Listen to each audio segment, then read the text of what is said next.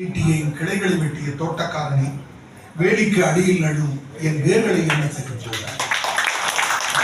எச்சரிக்கை வந்தாதான் மிக சரியாக உரை போகுது. அன்பிற்குரியவர்களே, நமது ஐயாவுடைய கருதி எல்லோரும் எல்லா மேடைகளும் சொல்லிக் கொண்டிருக்கிறார்கள்.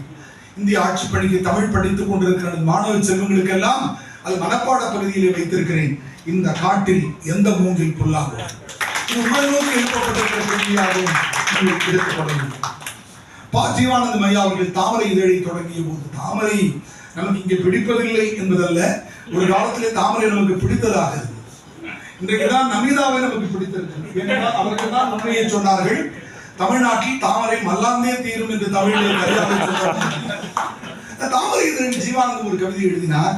பாலுக்கு பிள்ளைகளும் பட்டினியால் தாய் எழுவாள், வேலையின்றி நான் எழுவேன், வீடு முச்சூடும் என்று எழுதினார். வீடு முச்சூடும் அழும் என்ற அந்த பேச்சு வழக்கை சொல்லி கவிதையோடு கொண்டு வந்து சேர்த்தவர்.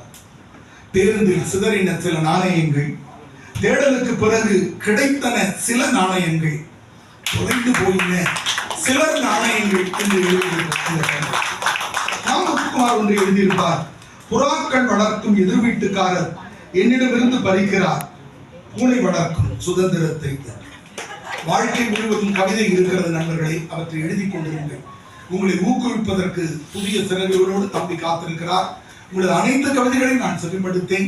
அவற்றை பற்றியும் குறிப்புகளை எழுத வேண்டும். ஐயா குணசேகரிலிருந்து வேதியியல் துறையினுடைய பேராசிரியர்களிலிருந்து எங்களது பெருமைக்குரிய அடையாளமான மாற்றுத்திறனாளி பிரிவை சேர்ந்த தம்பியிலிருந்து என்னுடைய முகநூலில் எல்லா பதிவுகளுக்கும் வாழ்த்து சொல்லிக் கொண்டிருக்கிற வழக்கறிஞர் அன்னக்குடியின் கவிதையிலிருந்து எல்லாவற்றையும் ரசித்தேன். உங்கள் அனைவருக்கும் எனது வாழ்த்துக்களை சொல்லி எனது வாழ்த்து